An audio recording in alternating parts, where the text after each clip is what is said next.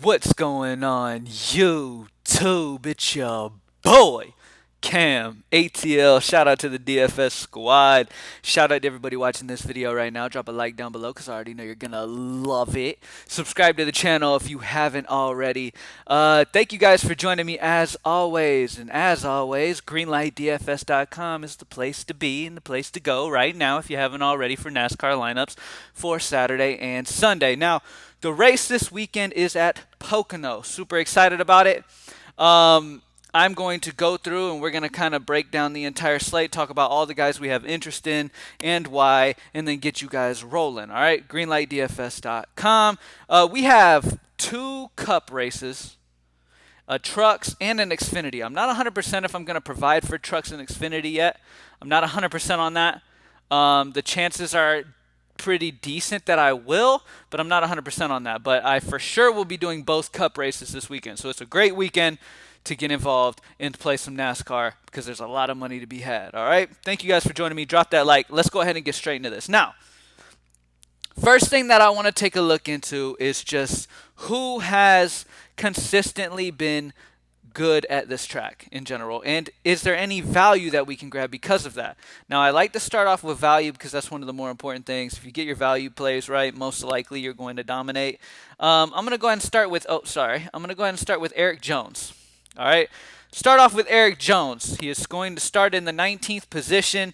He is only 7-1. All right, he has raced here at Pocono 6 times, and he has gotten 5 top 10s. He averages slightly less than 8th place. Okay, he averages 8th place, right around 8th place at Pocono. All right, the dude averages 10th or better in 6 attempts. I think he is a very solid value play at only 7-1. I think he's a very solid option this week. Okay, he finished 5th at Talladega last week. He should come in with a little bit of confidence after not finishing top 5 since May 31st at Bristol. I think he's in a good spot here in this one in Pocono, and I really, really love him as value at 7-1. Other guys that I have some interest in at the cheaper range, let's go ahead and talk about Daniel Suarez. This is another guy that has also been fairly solid at Pocono. He's raced here 6 times. He's got 3 top 10s and averages 15th or better. All right? It's about 13th to be exact, but 15th or better is where you can most likely expect for him to end up. Okay?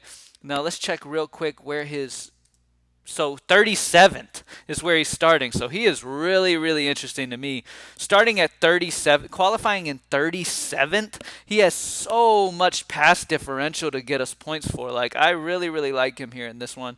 He hasn't been great, but like I said, his history here at Pocono, only being 6'9" and qualifying 37th, that gives us a good, solid floor. As long as he doesn't crash out, this is a very, very solid floor where he should give us a good, some good points just by passing guys up. Ryan Newman is another guy that has been fairly decent here. The last 2 races he has struggled big time, but he averages 14th or better here at Pocono, so he's a solid option as well.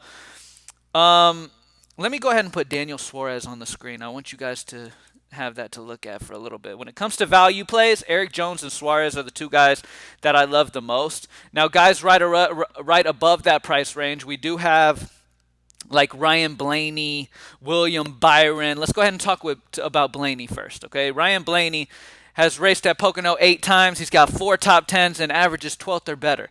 Okay, very, very solid option here. The problem is that he is qualified. He is starting 2nd place, so it doesn't give us a great floor. Obviously, if he's able to get in the lead and lead majority of the race, that would be great. But I don't usually like guys starting that high up in the order. Okay, let's go ahead and talk about guys who are just plain and simple qualified in the back and can give us a solid floor when it comes to their qualifying position this weekend. All right. Now, already talked about Daniel Suarez. Really, really love him. Now, Christopher Bell. I totally understand why they raised his price to 11-1 because, I mean, the dude's a solid driver. He consistently is starting in the back. He's qualified 36th. Okay, so his floor is pretty damn solid for cash games. Problem is 11-1, the most expensive driver on this slate. Now, I get it. The pass differential and all that stuff. Like, we're going to get some points with him moving up. I mean, the dude's been fairly solid. Okay? But he has never raced at Pocono before. This is his first race in Pocono.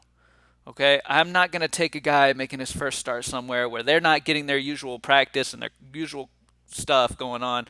I'm not going to take him at 11-1. Okay, I'd rather go some other places. Now, some other guys that I am interested in talking about real quick and going over. Ty Dillon, 7-2 isn't great. I definitely prefer Eric Jones or Daniel Suarez, but Ty Dillon's also raced here 8 times.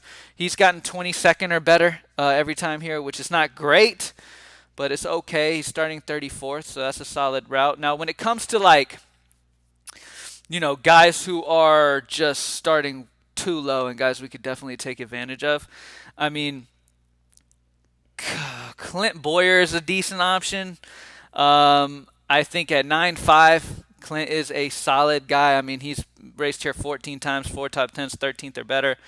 He's a solid option at 9.5. He will be starting in 18th, so that's going to give him some space to get up there.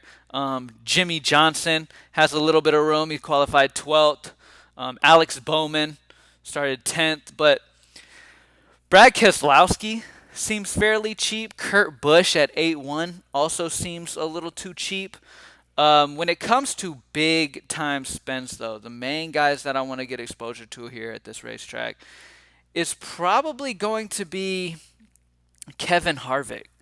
I'm thinking that Kevin Harvick should be able to have a solid run here, okay? And now, first and foremost, Kevin Harvick's one of the best drivers in the Cup Series. We all know that, okay? Last 3 races, he's finished 15th, 26th, and 10th, okay? I think he's due for a good one here, all right? And for a guy who has 10 out of the 14 times he's raced here, 10 top 10s and averages 10th or better here, Kevin Harvick is a solid option. All right, he did qualify 9th, so that'll give him some room to get up. And if he can lead majority of these laps, it'll be definitely very, very interesting. There's not a ton of super exciting big spend guys this week, so I can understand if you just fall on Christopher Bell and go with Bell. I totally understand it, seeing that he is at the back. He's a solid driver, so he will get past differential. 11-1 is just, it sucks to try to wrap your mind around that. Playing a rookie at a track he's never raced with the condition and the situation we're going through. He's not going to get much practice. It's just, man, it's a little worrisome. But I mean, when it comes to these big spend guys today, outside of going with the Christopher Bell, let me go ahead and put him in here because I'm talking myself into it the more I talk about it. I hate his price at 11-1, but I mean, the dude's he is starting in the back. He's going to get us a solid floor as long as he doesn't wreck out. And he's a guy that, I mean, could be pretty safe. And there's not a ton of these big spend guys that are really interesting to me. Brad Keselowski, he's raced here 14 times. He's got 10 top 10s and averages 10th or better. So Keselowski is a guy that you could pay for instead of Christopher Bell, going down the Keselowski and kind of balancing out more. But with guys like Eric Jones and Suarez, really, really solid value plays, you might see a lot of people spending up on a few guys and then, balancing the rest. Ryan Blaney, I already talked about him. He's been fairly consistent, almost 10th or better every time here. Kyle Busch has raced here 14 times. He's got 3 wins.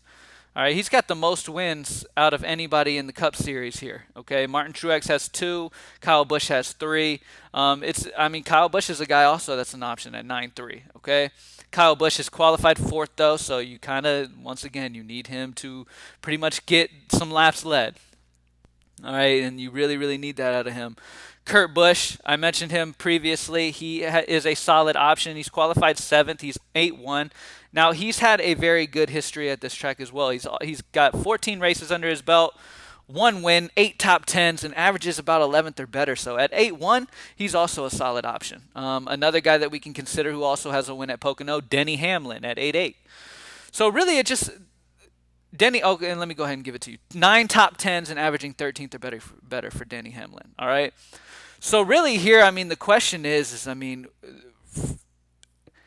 it just comes down to really getting guys who you're going to want, especially in cash games, to get those guys that are going to give you a very solid floor who are starting at the back, like Suarez.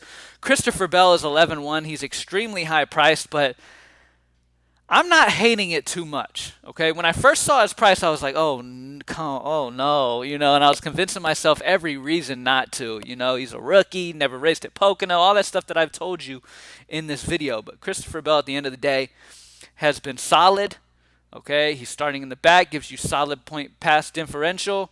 He's 11-1, more than anybody else, which bothers me.